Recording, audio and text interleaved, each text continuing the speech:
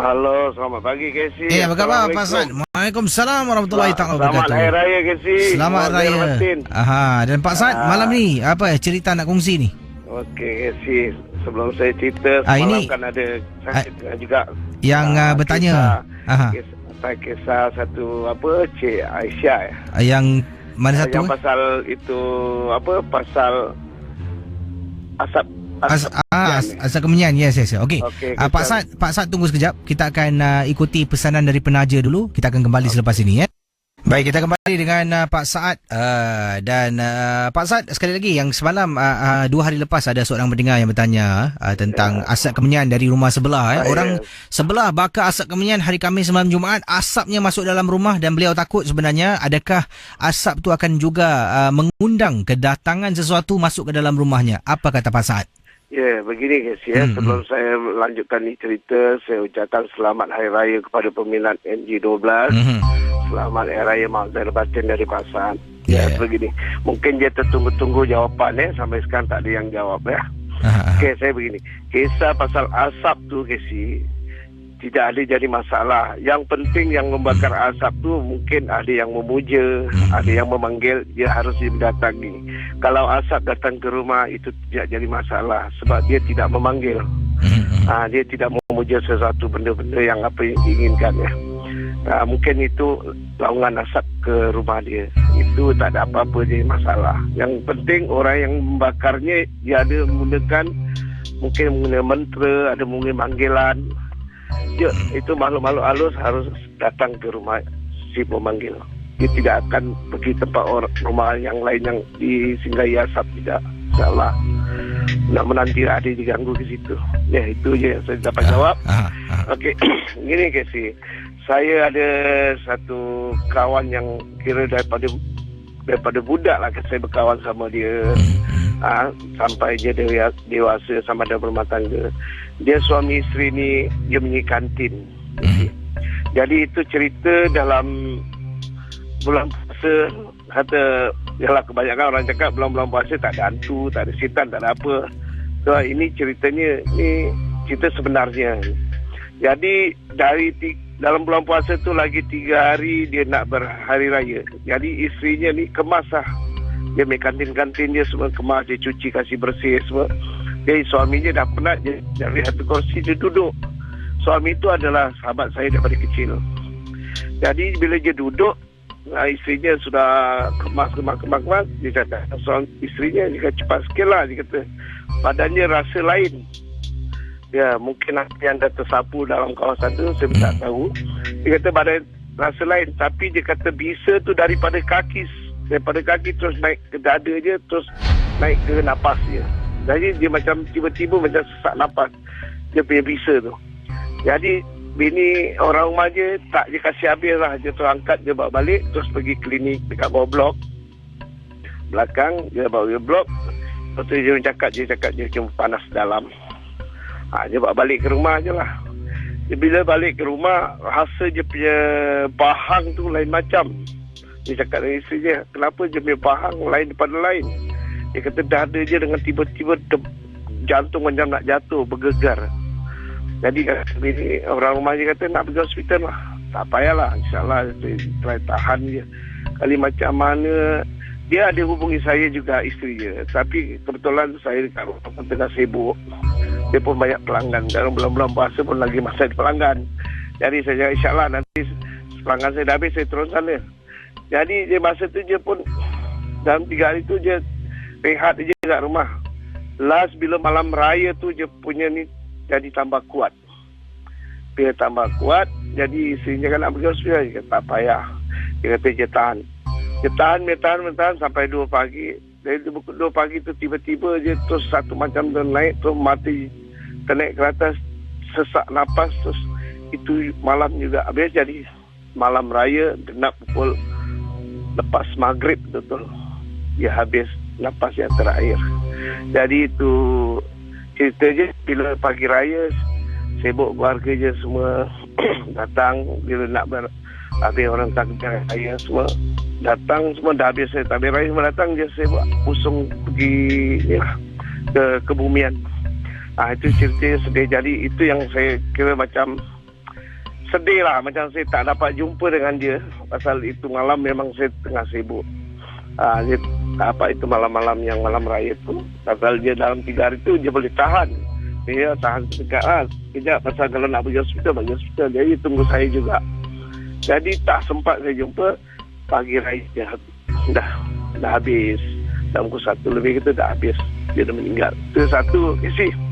Ada tak kisah yang saya cerita, yang satu kisah orang Singapura ni dia buka bazar dekat seberang. Ada sekali saya ada masukkan dalam misi Jan 12. Itu dia masuk ICU. Dia masuk ICU. Saya datang, saya tengok keadaan dia. Bila saya dapat berbual, dia cuma boleh gerakkan tangan dia, tidak boleh bercakap apa pasal dia punya mulut dia ada satu oksigen. Dia begini. Jadi kakak dia translate lah, dia ceritakan gini. Saya cakap benda ni betul tak ada, doktor cek tak ada apa-apa sakit. Tiba-tiba sesak nafas, ingat jantung apa tak ada. Bila saya tengok memang dia luar biasa. Jadi itu macam cerita kenapa kepakaran saya sikit yang saya tahu, saya yang buat yang sebaik-baiknya buat sikit lebih kurang. Dengan kuasa Allah tu dia boleh dengan sembuh. Dia sembuh, besok dia dapat pulang.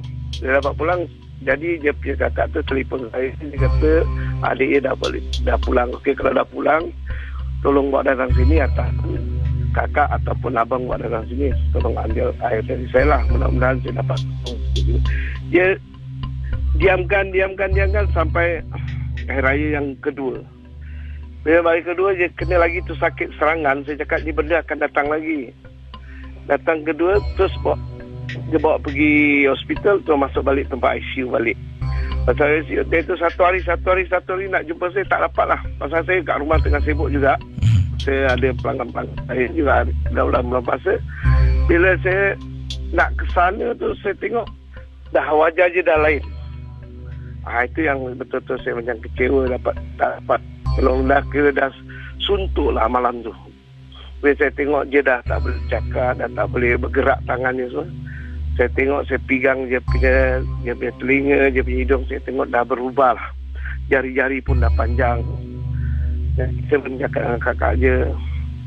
Saya pun tak nak cakap dah, tunggu je lah. Bila saya balik, dapat berapa jam itu dapat telefon, dia kata Pak Saad, adik saya dah tak ada. Saya Allah, innalillahi wa inna ilaihi raji'un. Saya cakap memang dah sampai ajal dia. Tapi yang masa saya tengok dia punya hidung dah turun, telinga dah turun, jari-jari apa yang saya tak ceritakan dengan kakak dia. Cuma saya cakap tunggu sini sampai pagi lah kalau dapat. Itu betul-betul hari raya yang kedua. Itu jadi itu cerita yang saya dapat ceritakan Casey. Antara yang meniaga tu saya kawan baik saya dengan yang saya dulu pernah saya bantu masuk balik ke ICU. Itulah yang saya galak yang tak dapat jumpa dengan mereka. Itu juga Casey yang saya dapat berbual dengan Casey. Mudah-mudahan kalau ada teman-teman misi Jan 12 janganlah menggunakan benda-benda ilmu macam itulah. Kesian hari baik bulan baik kita sibuk beraya, dia sibuk menanam mayat, kan itu satu dosa kan yang tidak terampunkan. Ya, mudah-mudahan semua jangan. Ini Pak Saad, sebelum pergi ada pendengar yang bertanya ni, katanya boleh tak Casey tanya Pak Saad lah kalau beliau boleh menjawab pertanyaan saya ni. Ini datang daripada Farida bertanya tentang apakah benda-benda yang mungkin ditakuti oleh mereka yang menggunakan susuk. Dan susuk yang disebutkan oleh Farida ni adalah susuk kecantikan. Sebab kata Farida, beliau ni rasa-rasanya ada seorang ahli anggota lah keluarga menggunakan susuk kecantikan. Sebabnya sekali tu pernah diajak duduk makan. Tapi ada sejenis sayuran, saya tak pasti sayuran apa, yang beliau tak nak makan, dan bila dia pandang sayuran tu, bila kita letakkan di pinggannya, dia tolak seperti sayuran tu racun. Mungkin dan adalah hal-hal yang lain yang tak boleh saya dedahkan, kata Farida di sini. Boleh tanya pada Pak Saad. Silakan Pak Saad. Okey, itu memang ada sih. Seorang memakai susuk. Susuk ni macam-macam susuk. Susuk emas, susuk belian. Itu untuk kecantikan. kadang-kadang ada orang memakai susuk pontianak. Pontianak ni dia kadang-kadang dia ada tiap-tiap ada dia punya bulan, dia mesti harus disajikan dengan satu-satu dia punya sajian lah. Kalau tidak, dia akan mengeluarkan darah daripada mata ataupun hidung. Itu susuk pontianak sebab dia orang ada perjanjian dengan alam-alam gaib begini. Tapi yang Cik Faridah ni mengatakan pakai susuk, dia ada susuk ni kalau untuk kecantikan dia orang ada satu sayuran yang tidak boleh makan. Memang betul ada. Tak silap saya itu adalah sayur seperti turi.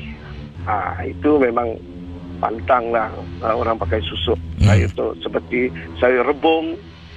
Rebung tu yang bulu tu orang buat. Itu semua tak boleh. Kalau dia makan itu dia orang punya pantang. Sebab kalau dia orang ambil susuk-susuk ni semua ada pantang.